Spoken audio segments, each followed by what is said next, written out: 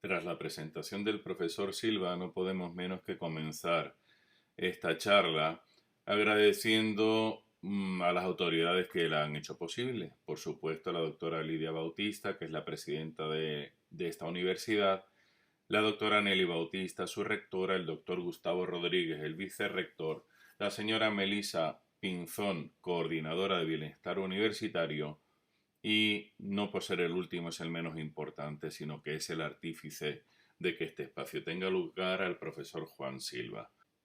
Como es habitual en mis charlas, les invito a una consideración previa. Decía Francis Bacon que el hombre está dispuesto a creer aquello que le gustaría fuera cierto, pero ¿siempre es así? Para desvelar esta incertidumbre recurrimos a la búsqueda de la verdad. Pero la verdad, la de cada uno, es personal y en ella no vamos a entrar. Por eso hemos de recordar las palabras del doctor Fernández Díaz, catedrático de Historia Moderna de la Universidad de Barcelona, que matizaba muy bien que los seres humanos hemos nacido subjetivos, pero necesitamos un contenido objetivo de la realidad en el que nuestra ideología no debe contaminar el estudio del pasado. Fundamental en la investigación en cualquier área del conocimiento. Así pues, nos hemos de enfrentar con la primera toma de decisión, y es elegir las fuentes que vamos a utilizar en nuestro proyecto de investigación. Preferimos las fotos a los grabados y dibujos. Recurrimos a la prensa histórica y, cómo no, a los libros publicados sobre la tuna, que aparecen a partir de la segunda mitad del siglo pasado. Sin embargo, también hay otros como aquel publicado por de Olavarría Ferrari sobre la actividad del teatro en México, que tantos datos ha aportado en referentes a la Fígaro en México. Evitamos las novelas y los datos publicados en Internet. Y cuando el tema lo requiere, recurrimos a trabajos de campo, tales como el análisis de datos y las entrevistas a personas que vivieron de primera mano algunos momentos históricos en el devenir de nuestra costumbre escolar en construcción.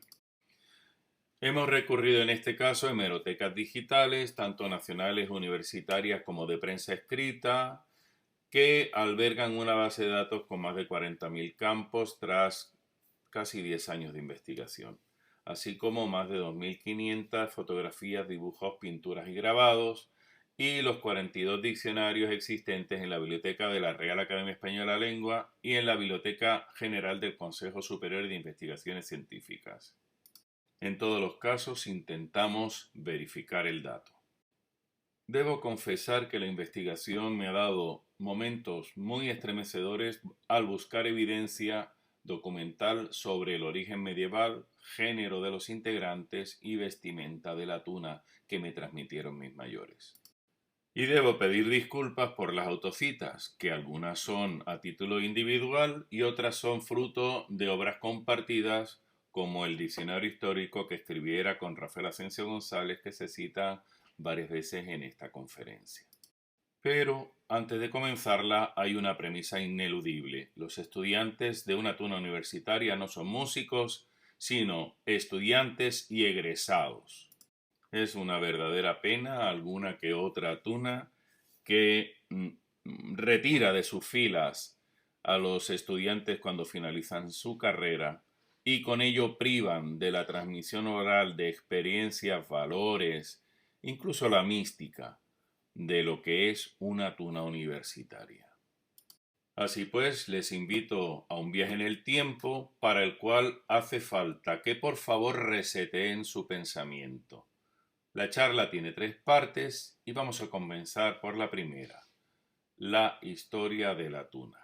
Todos hemos oído hablar del origen goliardo, trovador, juglar, manteísta y sopista, pero ¿qué hay de verdad?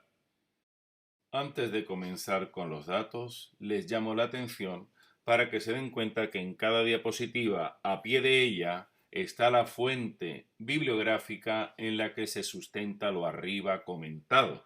Así pues, comenzamos con esta cita al diccionario histórico que coescribí con Asensio González en 2014.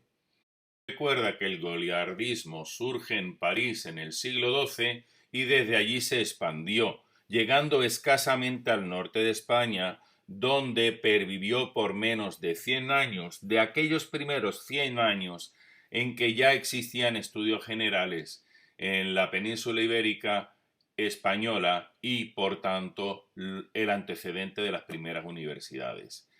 Eran estudiantes que habían recibido alguna orden menor para no tener castidad obligada y que únicamente deseaban disfrutar del privilegium fori, por el cual solo podían ser juzgados por tribunales eclesiásticos.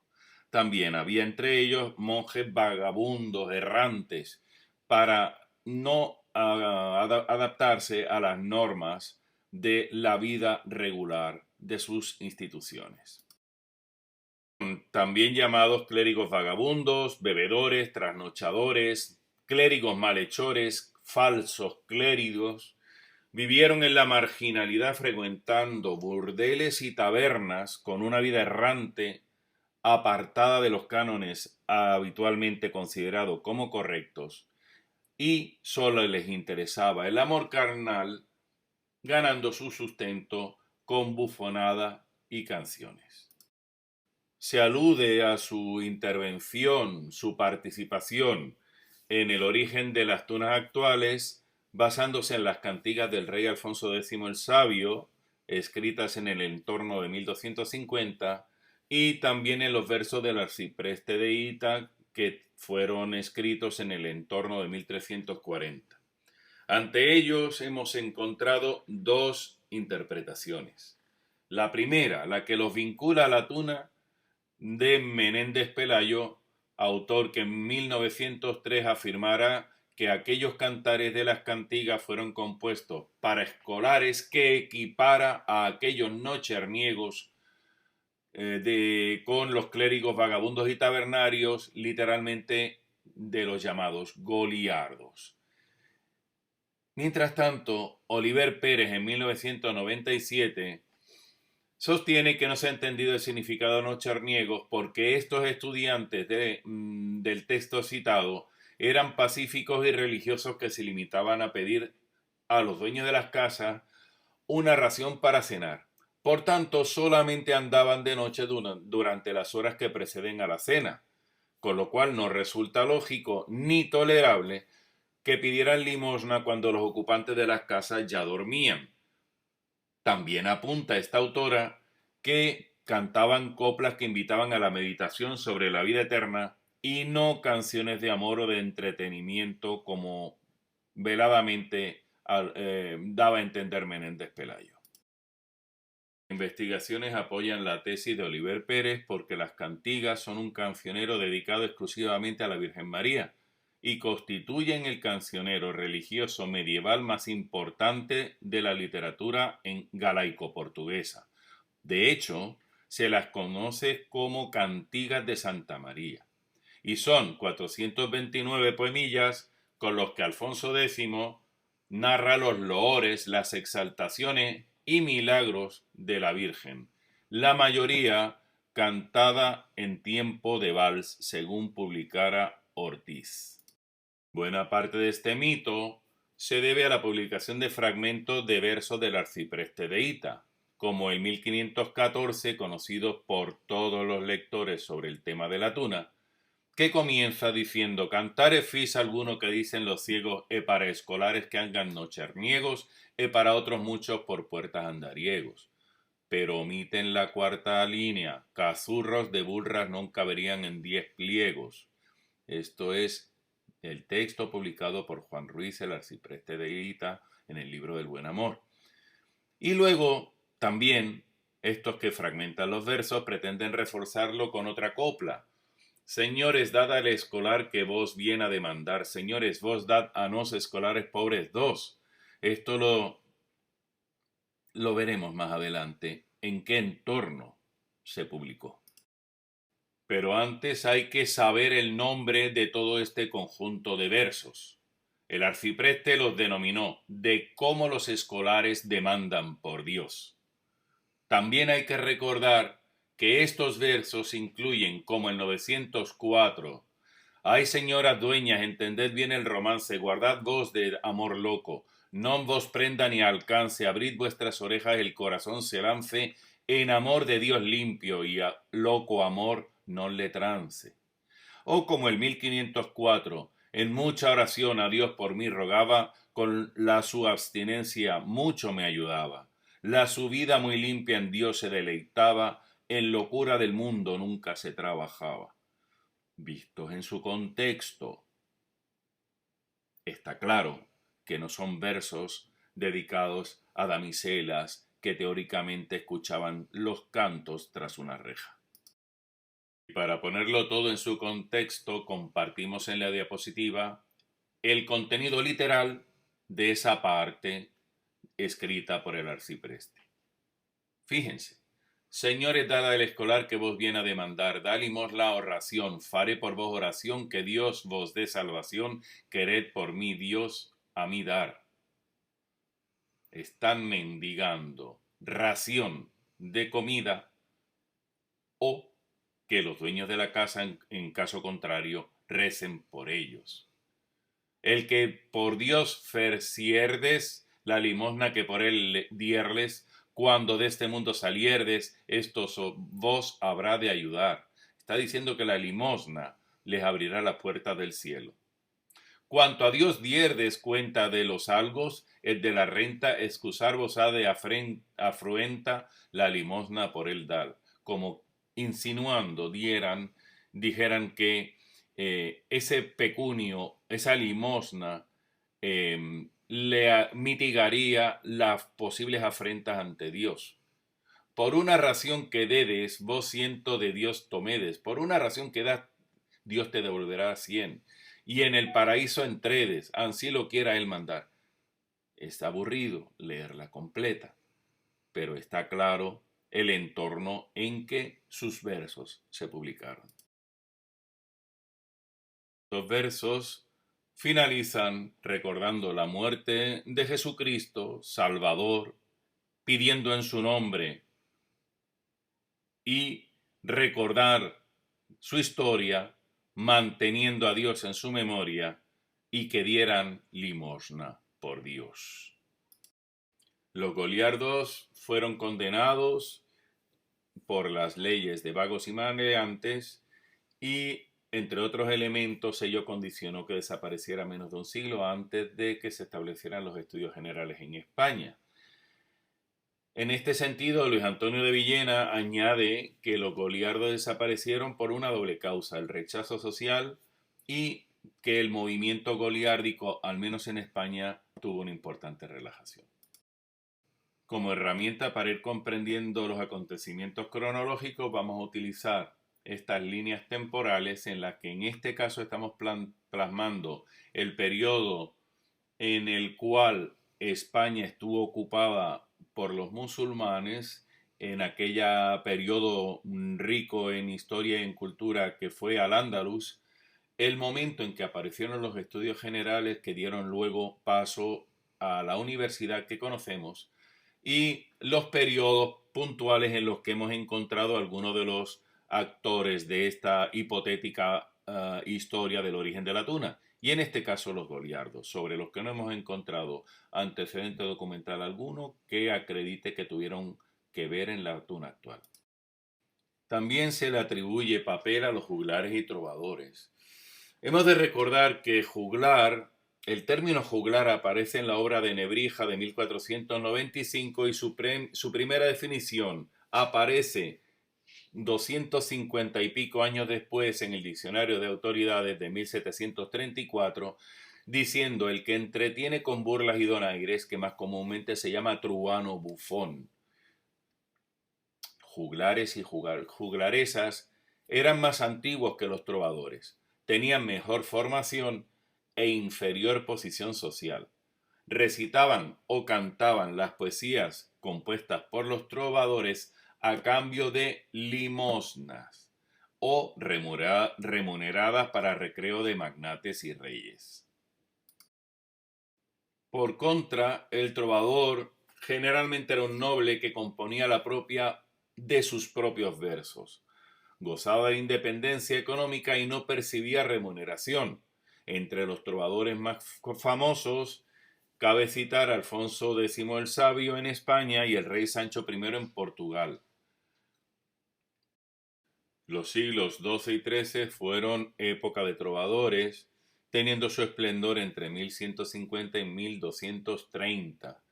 Su ideal se basaba en la cortesía, que estaba caracterizada por la generosidad, la delicadeza de modales y el amor perfecto hacia la mujer amada. En nuestro cronograma los colocamos junto a goliardos y trovadores, viendo que al parecer perduraron en España trovadores y juglares hasta el entorno del siglo XIV. Es importante ahora valorar quiénes fueron los escolares del antiguo régimen. Colegiales y manteístas, que ya desglosamos y pormenorizamos Asensio González y yo en nuestro diccionario histórico. Los colegiales eran aquellos que tenían beca o plaza en un colegio.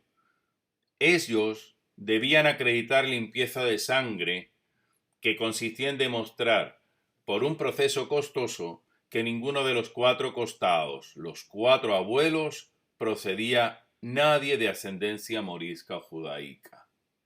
Eran los únicos que lucían la beca como señal distintiva sobre su manteo y que indicaba, además, que eran internos en los colegios. Por contrapartida, los manteístas eran los escolares que no tenían dinero para costearse el expediente de limpieza de sangre. Los hubo de varias categorías, de entre las cuales las que nos ocupan principalmente son los llamados sopistas o estudiantes de la tuna. Eran estos los más pobres de toda la caterva de manteístas. Se ha dicho repetida y equivocadamente que se habla de los sopistas en las 7 partidas del rey Alfonso X el Sabio, pero no es así. Ya lo publicamos en su debido momento, tanto Belmonte Trujillo en 2015 como este que les habla en 2016, y todo ello fue recogido por Valle Marcelino en 2017. No se habla de sopistas en las 7 partidas del Rey Sabio. Y hemos de saber qué significaba sopista en aquel entorno. La primera referencia a este vocablo aparece en 1739 en el Diccionario de Autoridades, que lo define como lo mismo que sopón, que es como frecuentemente se dice. Y esta fuente define sopón como persona que vive de limosna y va a la sopa a las casas y conventos. Dícese regularmente de estudiantes que van a la Providencia y a pie a las universidades. Ir a la Providencia es ir a la buena de Dios, sin nada seguro, a pie a las universidades, como estaba mandado en aquel entonces, que además tenían que hacerlo por la línea más corta, so riesgo de perder el fuero académico y acabar en galeras. Pero también tenemos que tener en cuenta que sopista era cualquier persona que acudiera a recibir la sopa del convento. Por tanto, sopistas fueron viudas, huérfanos, enfermos, tullidos, ciegos, todos ellos fueron sopistas. La imagen más antigua que hemos encontrado es la de San Diego de Alcalá dando de comer a los pobres, un óleo de Murillo, fechado en el entorno de 1646, en el cual por su vestimenta no podemos identificar a nadie como perteneciente a la clase escolar. Además, cuando surgen aquellos pliegos de cordel que nos han llegado, que es el siglo XIX, tiene un entorno muy específico. En su segunda mitad, España tenía un gran abanico de pobres y mendigos. Personas que Gustavo Doré plasmó en su viaje por España, compendiado en un libro titulado Spain, y que fue el resultado de algo más de 10 años de viajar por España a partir de 1862. Sus grabados, por tanto, suponen una buena crónica que desvela la identidad de las personas mendicantes. En ellos no aparece el reparto de la sopa boba porque, como veremos más adelante, desapareció en el entorno de 1814 con las primeras desamortizaciones a la iglesia. Así pues, Doré plasmó los pobres de solemnidad, plasmó también a los mendigos en el claustro de la Catedral de Barcelona, otros en la puerta de una iglesia andaluza, incluso aquellos músicos callejeros que pudieron acudir a la sopa cuando ese día no consiguieran mucho. Y por supuesto los vagabundos, muchos. El antiguo régimen entró en crisis y la puntilla la puso la Ilustración, que era un movimiento renovador generado por la Revolución Francesa. Este movimiento se enfrentó a la Iglesia y dio paso a las desamortizaciones, por lo cual desaparecieron las instituciones religiosas que partían la sopa conventual. Las más importantes, las habidas entre 1798 y 1814, año que coincide con la expulsión de Napoleón de la España peninsular. Y en estas primeras desamortizaciones vendieron las casas de beneficencia y obras pías, que recuerden que eran las que ofrecían la sopa en las puertas de sus conventos. Y más tarde, 1836 a 1855, terminaron la venta de las propiedades de la iglesia en los pueblos y en el campo. Y es entonces cuando en 1835 la regenta María Cristina, con su hija menor de edad Isabel II, prohíbe el uso del traje talar al no estar ya en armonía con las costumbres del siglo, con lo cual le quitó al escolar la posibilidad de destacar entre el común de los mortales. Y así la Real Orden de 3 de octubre de 1835 plasmó dicha prohibición, exceptuando únicamente a los escolares que se estuvieran formando para ser sacerdotes. De igual modo, suprimió el fuero académico. Por tanto, los estudiantes perdieron aquel privilegio disfrutado durante todo el antiguo régimen, mediante el cual solamente el rector podía juzgarlo, y necesariamente pasaban sus fechorías a ser competencia de la justicia ordinaria. Y para poner cada vocablo en su debido contexto histórico, hemos de recordar que durante el antiguo régimen y en Germanía, que era la jerga de la rufianesca según Covarrubias, tú no era la palabra utilizada peyorativamente para referirse al manteísta. Luego, en 1788, Terreros y Bando, en su diccionario, lo equipararon a pordiosero, el que anda pidiendo de puerta en puerta. No fue hasta 1803, principio del siglo XIX, cuando el Diccionario de la Lengua Castellana lo incorpora por primera vez, definiéndolo como lo mismo que tunante, el que anda vagando. Posteriormente, las ediciones de los diccionarios repiten lo mismo, hasta que en 1970, después de la primera que siempre estuvo, tuno igual a higo de la tuna, se añade del francés roi de Tons, rey de Túnez, utilizado por el jefe de los vagabundos, y añade pícaro tunante. Sobre el vocablo manteísta, el Diccionario de Autoridades de 1739 lo define como el que vestido con manteos o hábitos largos cursa, estudia en la universidad.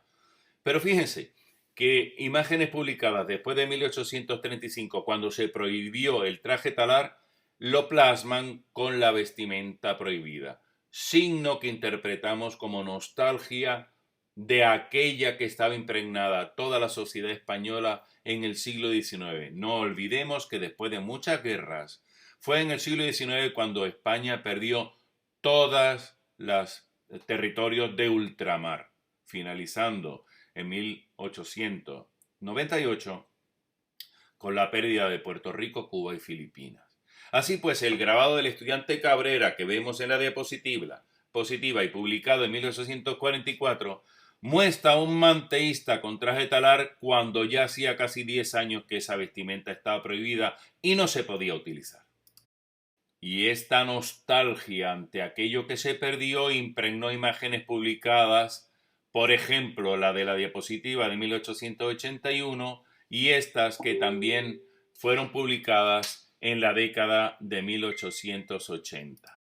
Así pues, regresando a la tabla cronológica, incorporamos el periodo en el que todo parece indicar que hubo sopistas en España, en línea continua cuando hubo reparto generalizado y la discontinua cuando puntualmente se pudo entregar hasta el entorno de 1835-1855 en 7 localidades de Madrid y una en Toledo.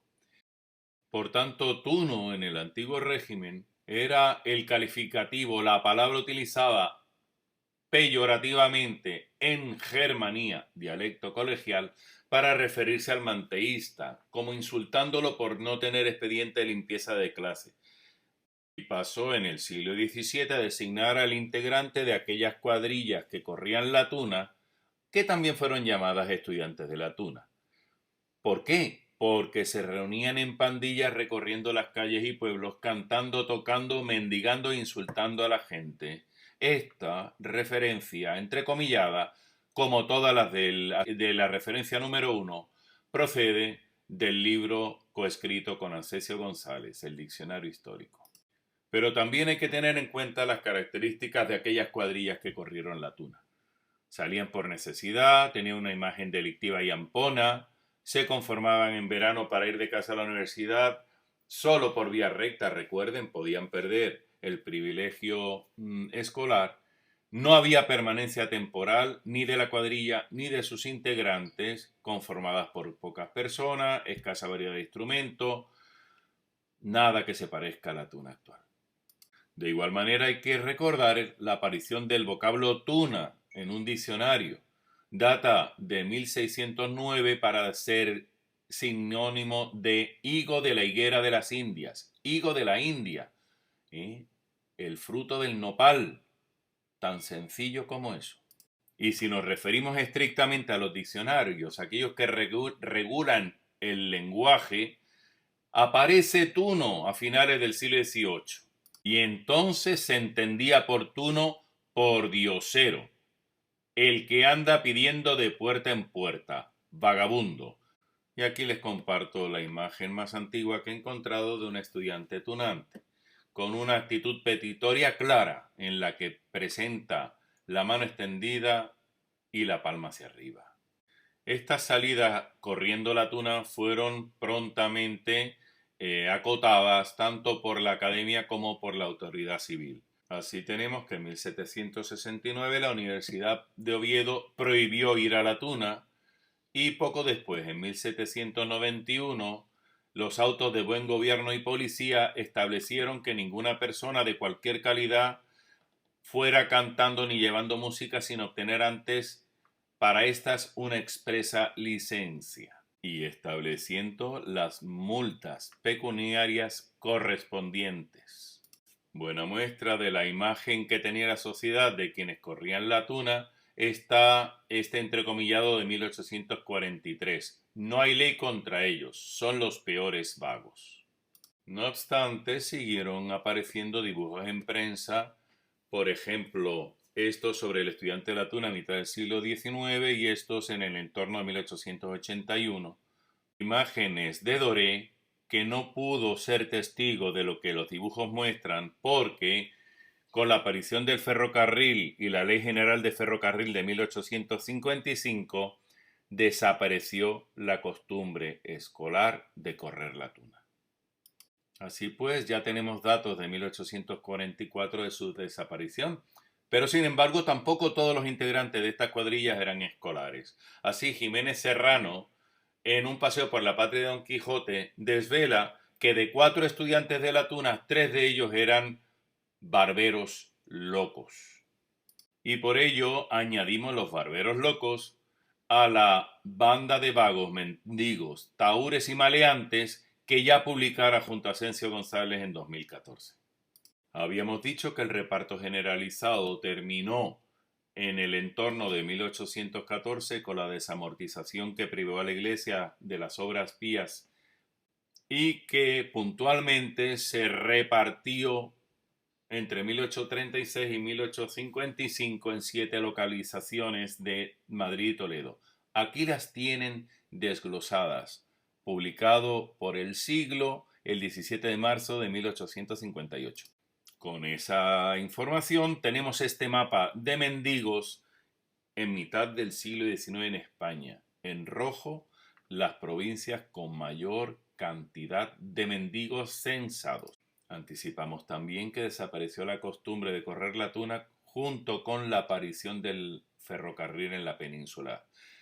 Aquí lo tenemos. Apareció en la España peninsular en 1846 y se potenció enormemente con la Ley de Ferrocarriles de 1855.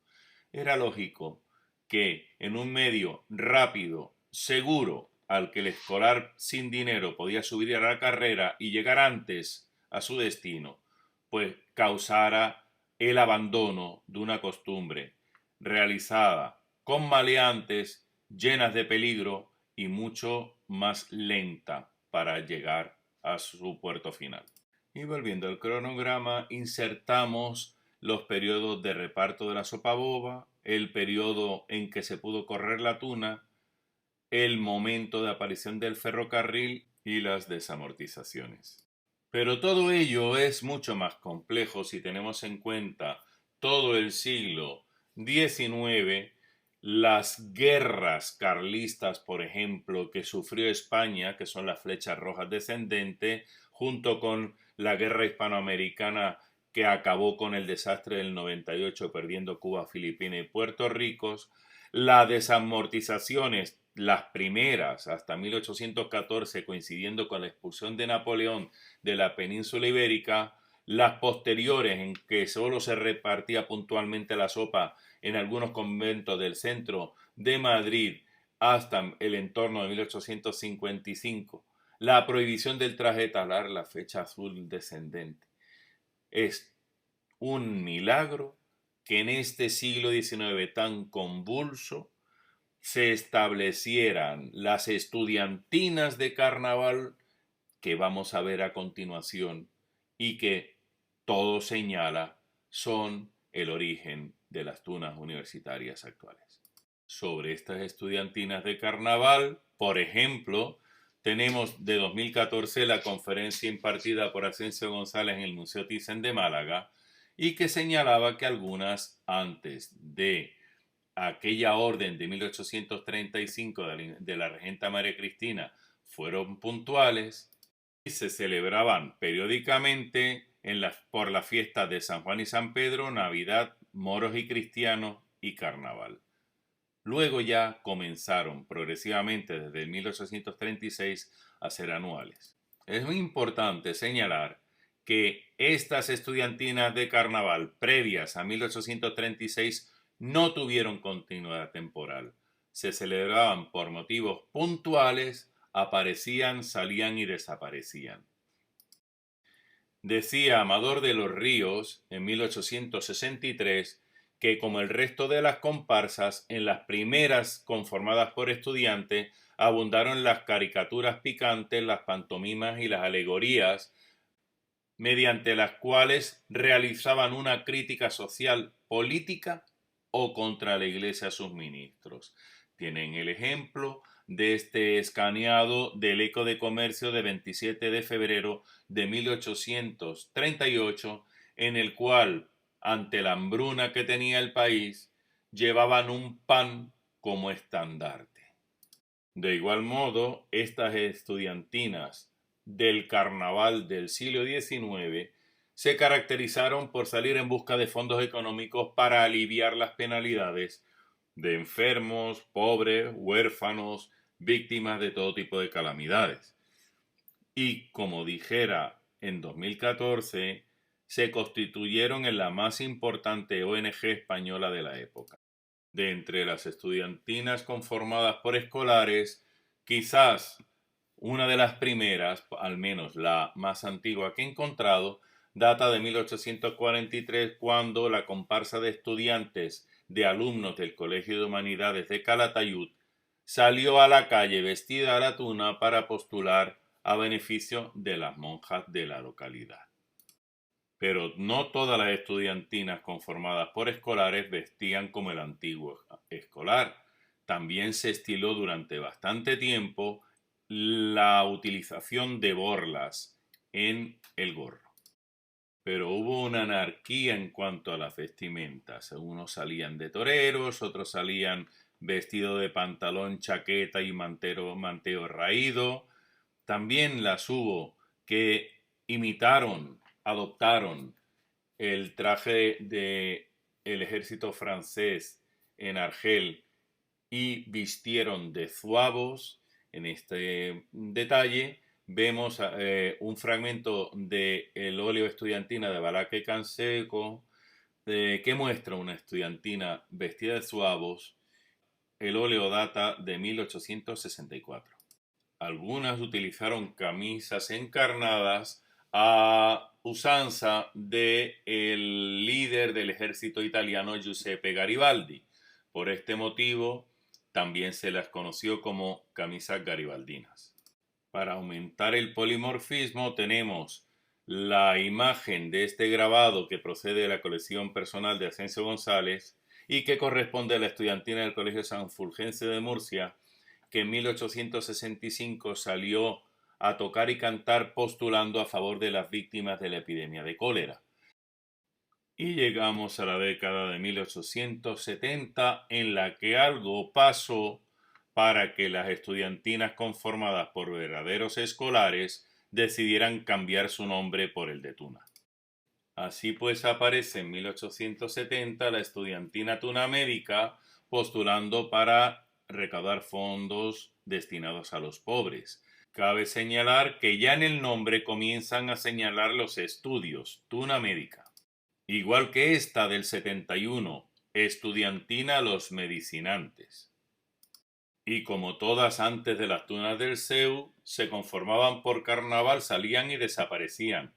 Mirad esta otra, Los Hijos de Hipócrates, de 1872. Y continuaba el caos en la vestimenta. Dice literalmente la Ilustración española y americana el 25 de febrero de 1870. Visten las unas de zuavos, otras de Pierrot, otras de holandilla encarnada, las camisas garibaldinas, de traje de capricho, otra de valencianos. Alguna hay, sin embargo, fiel a la tradición que sale a la calle con tricornio y manteo, pero la mayoría de estas músicas ambulantes se componen de personas que nada tienen que ver la universidad. Y el 23 de febrero del mismo año el Ateneo Lorquino decía que a muchos estudiantes de medicina y veterinaria y otras carreras les entusiasma formar comparsas, pero pocas de ellas visten el traje antiguo de estudiante, aunque se llaman estudiantina.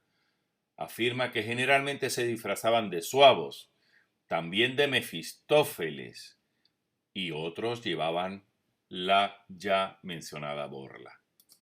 Y es en este entorno cuando aparece la estudiantina española en el Carnaval de París de 1878. Estudiantina conformada mayoritariamente por estudiantes de medicina y del Conservatorio de Música de Madrid, que con su impacto mediático elevadísimo determinó la adopción de la vestimenta que luego generalizó y estandarizó las tunas del CEU.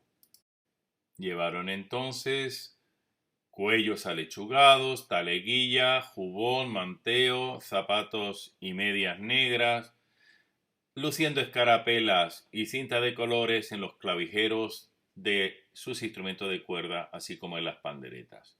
Estos típicos ornatos son de carnaval.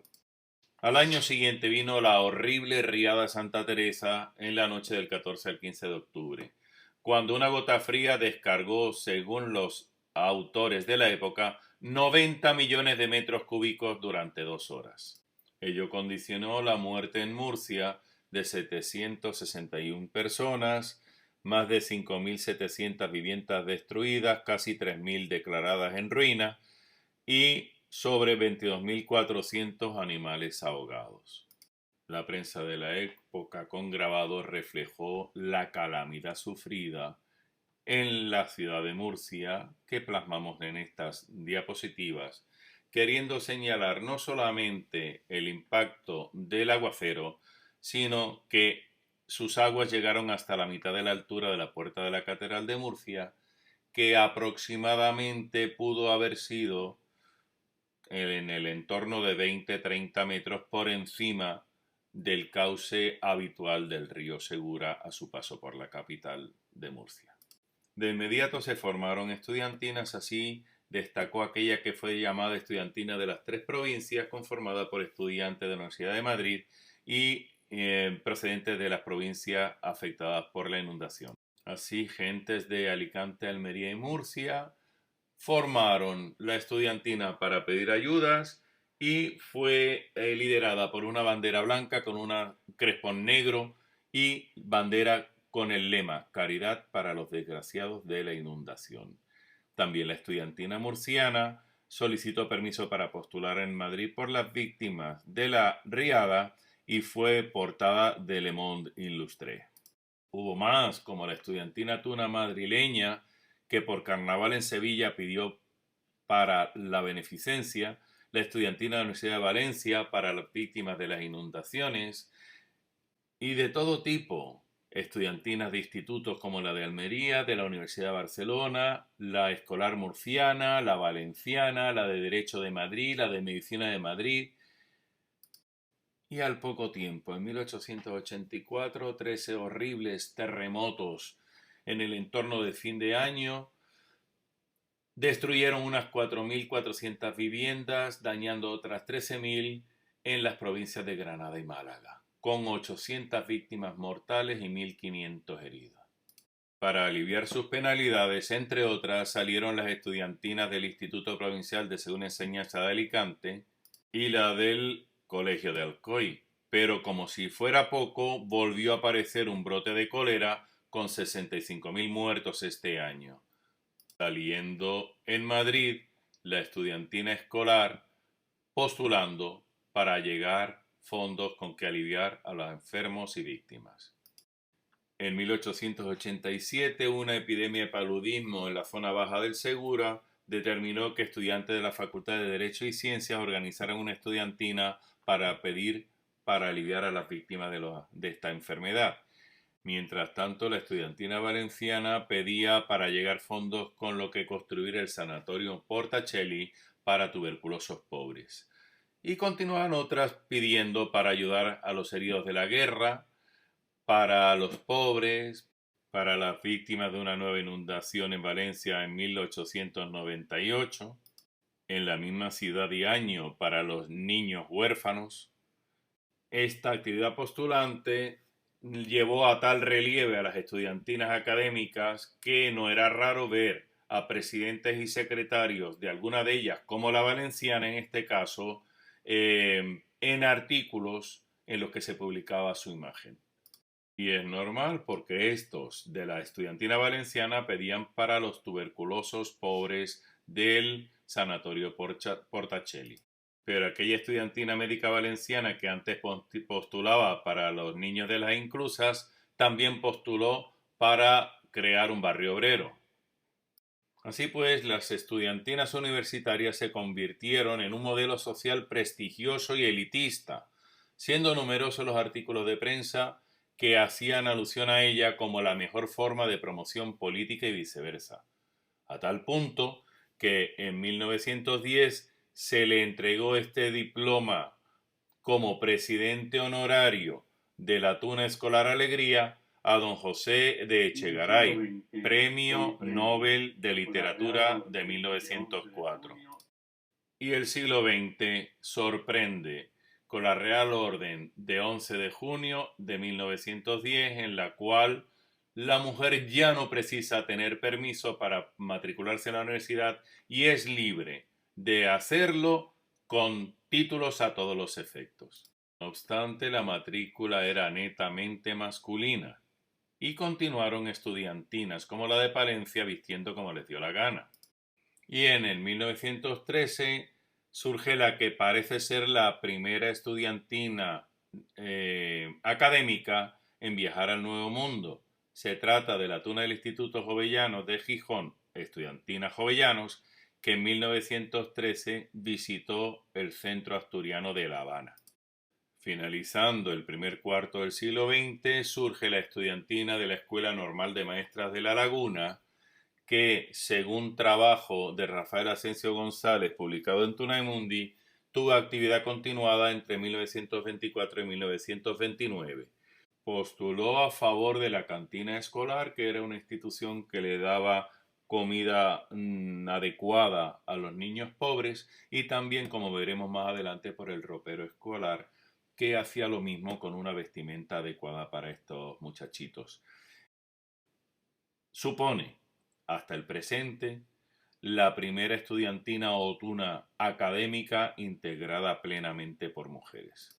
También en el mismo año, y como parte de su gira postulante a su paso por Córdoba, vemos junto al alcalde de la ciudad a 4 señoritas que conformaron parte de la estudiantina madrileña de la Universidad Central y que veremos en futuros años en la misma estudiantina.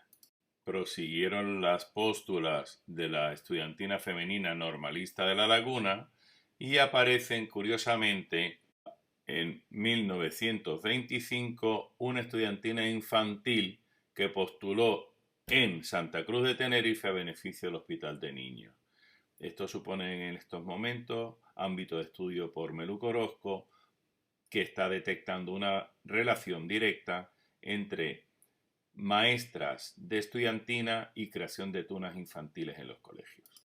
En 1929, la estudiantina de la Asociación de Estudiantes de Murcia salió a pedir a favor de las instituciones benéficas de Cartagena. Y en Madrid seguíamos viendo en 1929 señoritas a los lados del director de la tuna de la Universidad Central de Madrid. Así como continuaron apareciendo estudiantinas femeninas en colegios religiosos, como la de Calasancio de la Sierra. En 1932 encontramos a la tuna escolar coruñesa con una chica señalada en el círculo. Se trató de Azucena Touriño, estudiante de comercio, que al menos hemos contrastado que perteneció a la tuna escolar coruñesa durante los años 1932 y 1933. Y volviendo a la capital de España, en el año 33 y 34 del siglo XX, seguimos encontrando señoritas conformando parte de la tuna de la Universidad Central de Madrid. También de 1934 es esta foto de la estudiantina de veterinaria de Córdoba que porta una pancarta que lo dice todo. Pedimos para los necesitados. En este caso se trató de destinar los fondos a la cocina económica, al asilo municipal y a los niños de Villa Viciosa. Y en el acto de imposición de una corbata a la bandera de la tuna de la Universidad Central de Madrid, continúan en 1934 apareciendo señoritas que formaban parte de la misma. Remata este periplo de imágenes de la tuna Universidad Central de Madrid con esta foto de 1936, el año en el que comenzó la Guerra Civil Española, en el cual es una señorita de la tuna la que porta el estandarte que la acredita como ganadora del primer premio en el concurso de estudiantinas, rondallas y comparsas del Carnaval de Madrid. De esta manera hemos visto una vez más que hubo una transición de llamarse estudiantina a denominarse tuna entre las décadas de 1870 y 1930. Creemos junto a Meluco Orozco que ello pudo haberse debido a una necesidad para diferenciarse de aquellas estudiantinas no integradas por escolares, optando sarcásticamente por llamarse tunos, recuerden, significaba hasta entonces vagabundos holgazanes, y aprovechando que una de las características del carnaval es la inversión de roles. Este cambio de nombre vino de la mano con la identificación de sus estudios o centro académico en el nombre de la correspondiente tuna. Deteniendo el periodo de investigación al cumplir 100 años, que casualmente coincide con el inicio de la Guerra Civil Española, vemos en esta gráfica de número de publicaciones relacionadas con la actividad postulante, que hay dos picos importantes que son las dos catástrofes de la riada de Santa Teresa, la riada de Asunción y los terremotos en Andalucía. De igual manera vemos que las líneas de tendencia ascendente y por tanto creciente en azul para las estudiantinas académicas y decreciente por tanto cada vez menos salidas postulantes para las no académicas, que en el entorno de 1910 ya no hallamos más artículos continuados. De igual manera, resulta normal que sean las estudiantinas conformadas en el sureste y sur peninsular las que mayor cantidad encontremos para llegar fondos a las víctimas de las respectivas catástrofes, porque allí se desarrollaron. Por ello no extraña que sea en estas ciudades, junto con Madrid, donde encontremos más estudiantinas académicas postulantes en la España peninsular. En este recuadro encontramos las diversas causas por las cuales las estudiantinas académicas postulantes salieron a recabar fondos. Y por ello no es de extrañar que la imagen proyectada por las estudiantinas académicas se utilizara para limpiar el carnaval de la grosería y vulgaridad del resto de comparsas, porque eran agrupaciones más cultas, artísticas y menos conflictivas.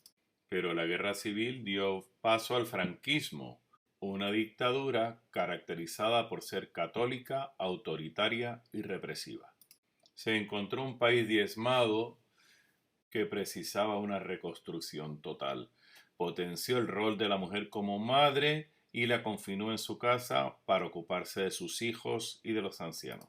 Este rol fue potenciado desde la sección femenina, rama del partido político Falange Española, por Pilar Primo de Rivera, a quien se le atribuye, entre otras obras, la creación de la Guía de la Buena Esposa. El adoctrinamiento continuó con revistas publicadas por dicha sección femenina y anuncios en prensa, radio y televisión.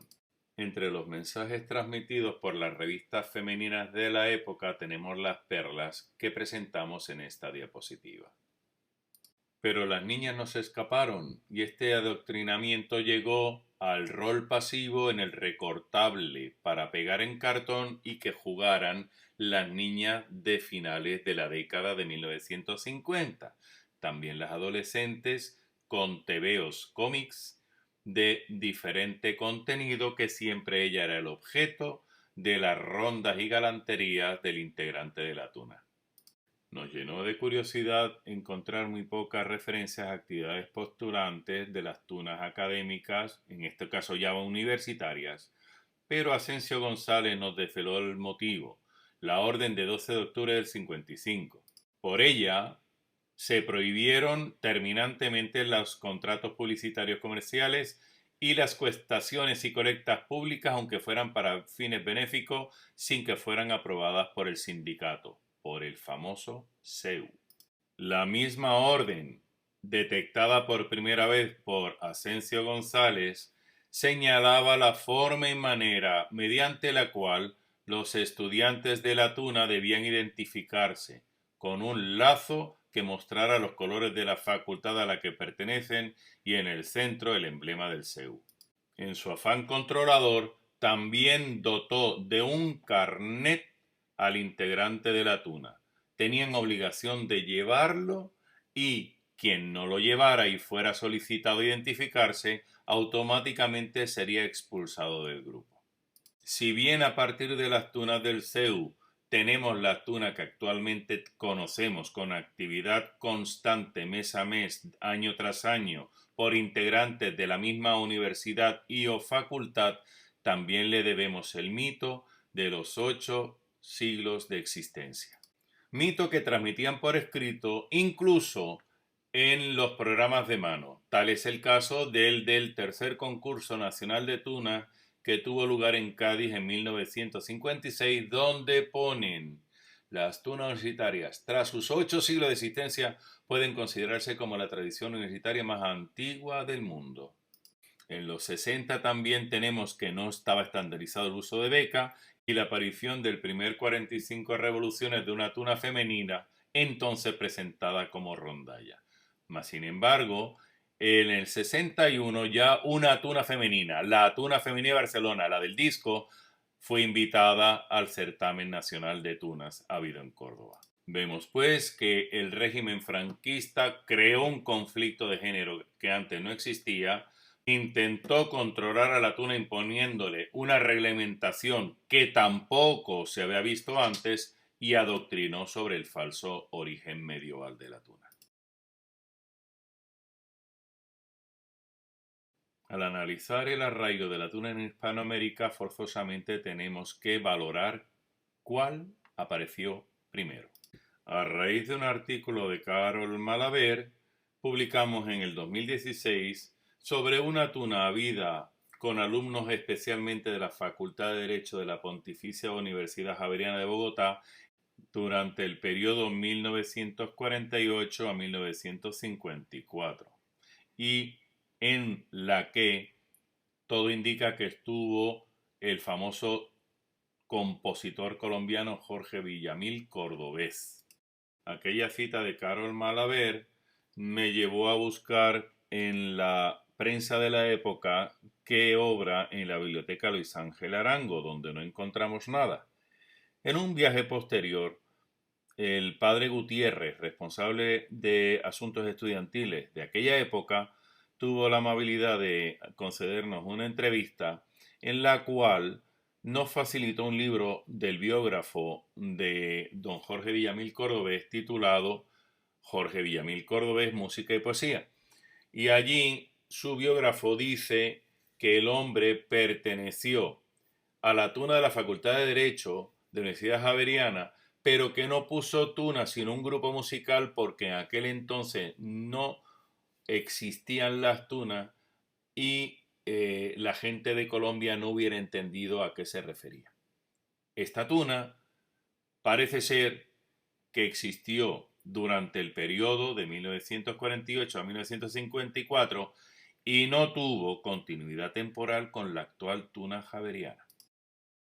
Otro trabajo de campo destinado a las tunas universitarias más antiguas con actividad continuada en el continente americano nos llevaron a entrevistar a Norma Urrutia y a Joaquín Arias Espinosa, respectivamente fundadores, la primera de la tuna de la Universidad de Puerto Rico, recinto de Río Piedras, cuya primera actividad oficial al parecer fue el 15-16 de diciembre de 1961, y el segundo de la estudiantina de la Universidad de Guanajuato, agrupación de varones más antigua del continente y que su primera salida oficial fue el 13 de abril de 1963.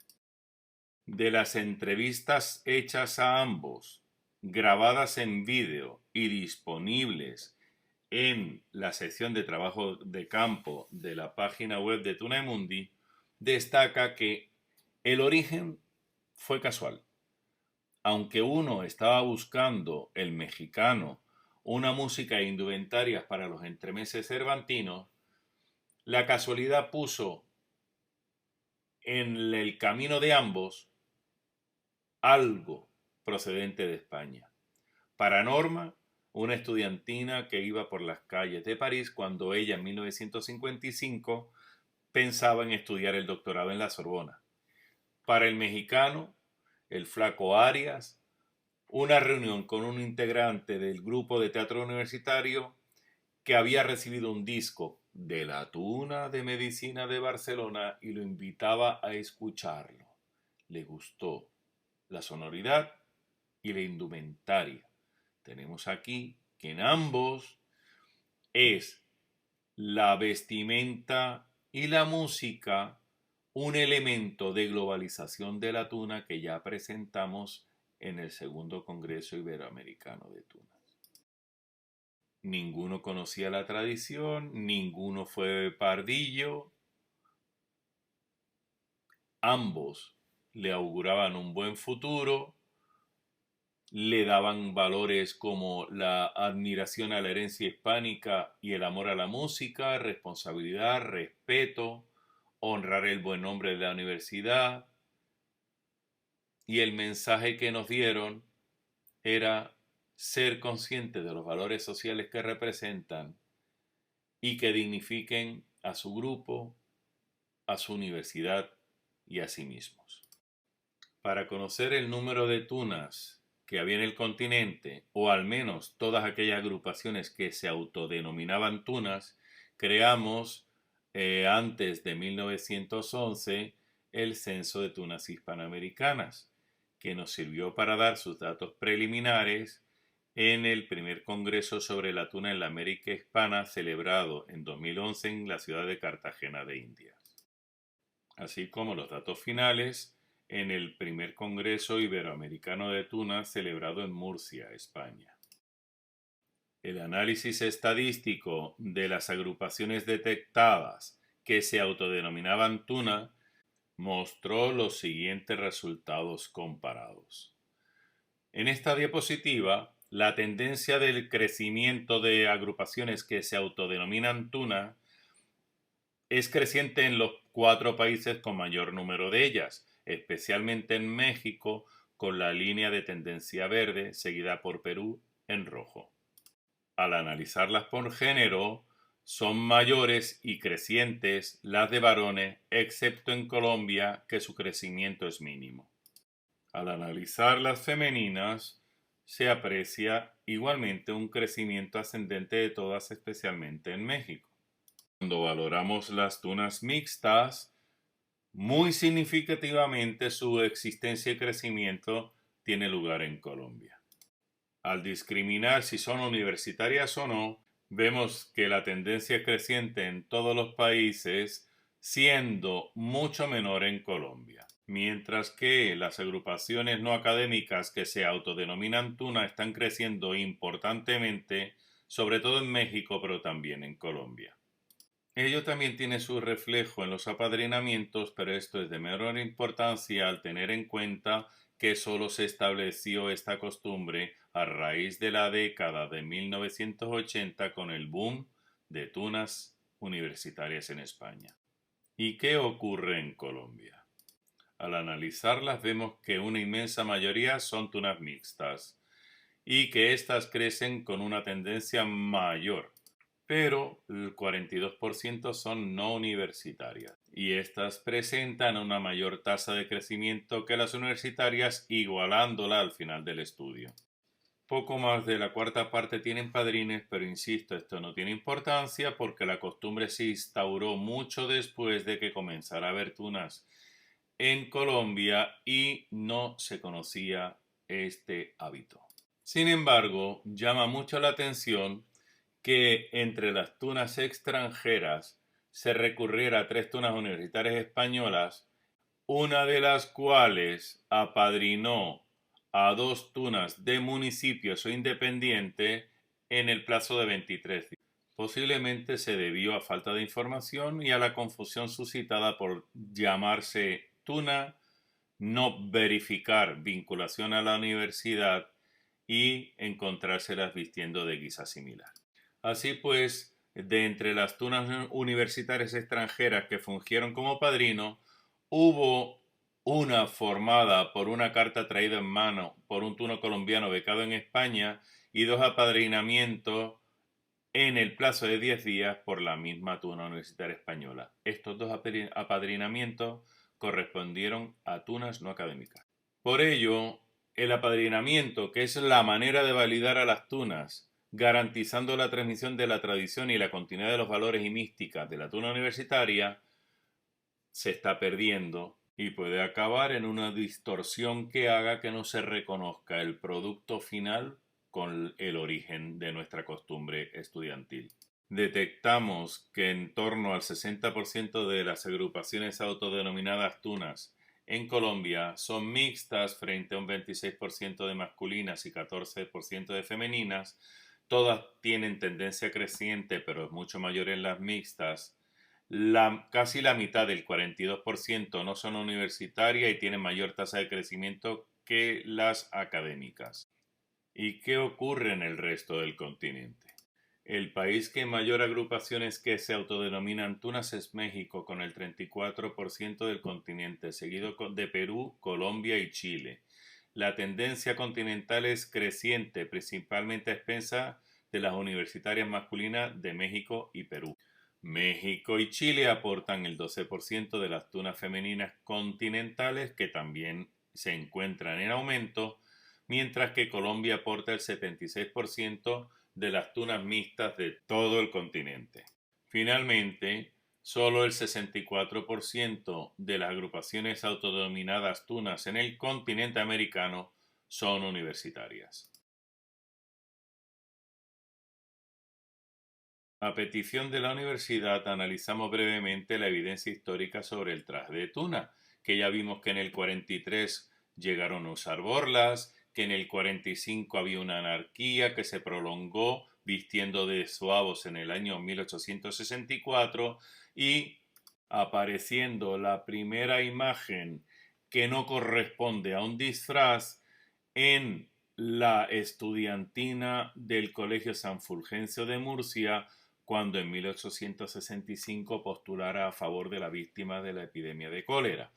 Llevaban entonces pantalón largo, chaqueta tipo sastre, camisa blanca y pajarita. Sobre ella colocaban el manteo y algunos llevaban bicornio.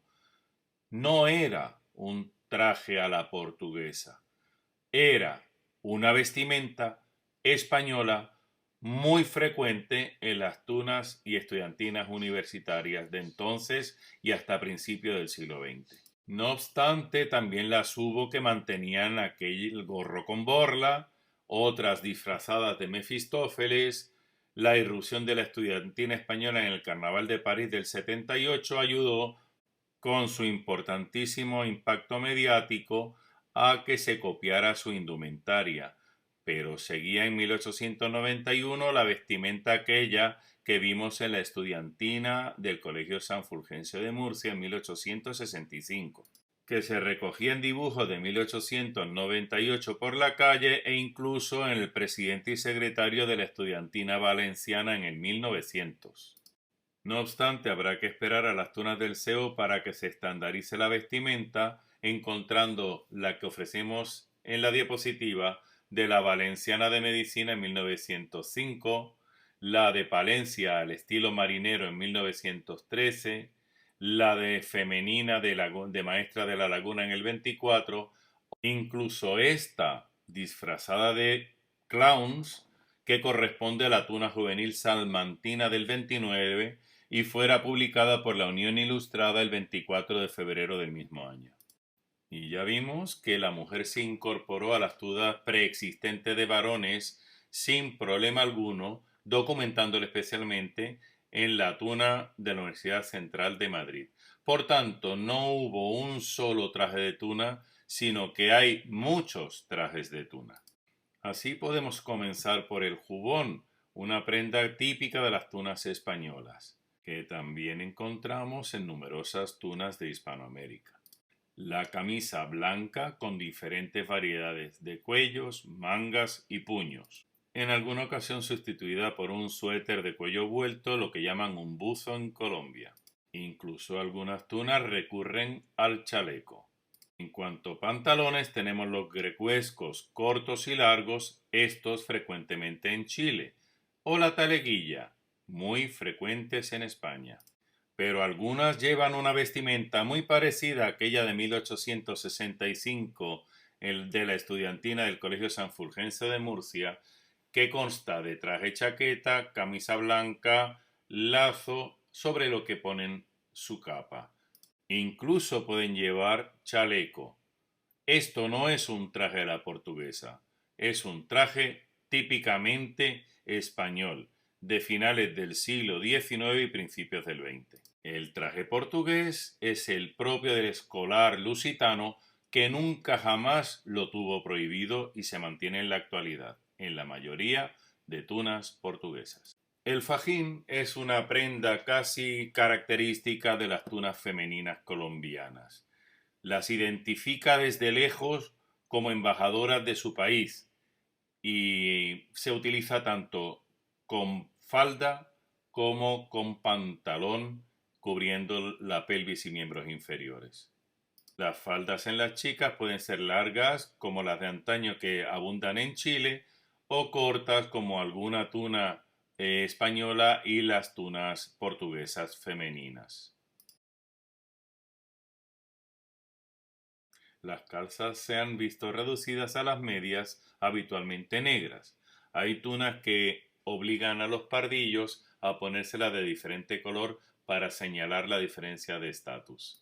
Antiguamente los estudios se identificaban por un lazo del color correspondiente en la manga, pero según Mateo Icardo, en una reunión habida entre todas las tunas del CEU en el principio de la década de los 60, se decidió cambiarse a la beca porque quedaba más bonito y se veía mejor. Su imposición suele ser en un acto íntimo e invitamos a ver la canción Tradición, compuesta por integrantes de la Tuna de Magisterio de Málaga y disponible en YouTube. Igualmente, cinturón y zapatos son negros. Ya no se usan casi sombreros, pero los hubo y son chambergo, tricornio y bicornio. El tricornio frecuente en algunas tunas portuguesas y el bicornio lo vemos ocasionalmente en algún tuno añejo español y en tunos del Perú. La capa, la cinta y los parches suponen el verdadero diario del tuno. En él se reflejan los lugares en que se ha acudido en viaje de tuna y se prenden las cintas regaladas por admiradores. No existe un código universal de colores y las puede regalar cualquiera. Aunque generalmente la capa es negra, también las ha habido de otros colores. Y algunas tunas tienen una especie jerarquía para su entrega a sus integrantes. Aunque las cintas pudieron prenderse directamente en el jubón en los años 50 del siglo pasado, generalmente van en torno a un rosetón en números de 3 a 5 y cosidas a la parte superior de la capa. Sobre su origen hemos encontrado varias hipótesis. Martín Martínez sugiere que en el manteo se prendían los pañuelos de seda como recuerdo de las damas a las que se había rondado. Pérez Penedo postula que pasado el siglo XVII solo se lucían las cintas de los corpiños del amante del escolar.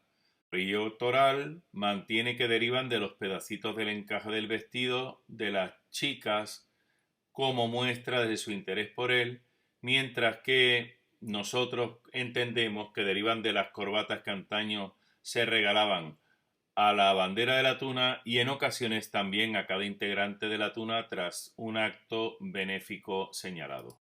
Su mensaje suele ir pintado, bordado o escrito y variaron de longitud, alargándose en la segunda mitad de la década de 1940 de llegar más o menos a la altura del codo hasta llegar casi hasta el borde de la capa. En esta diapositiva mostramos el ejemplo de una tuna universitaria peruana que no usaba capa y prendía las cintas directamente sobre la prenda que cubría su tronco. Aunque solo sea una imagen, no por ello es menos importante ver que al menos en Asturias cerca de 1920 se prendían lazos directamente al jubón. Nótese que en esta tuna de Asturias no se utilizaba generalizadamente la capa. Pero también hubo tunas con ponchos y con ruanas.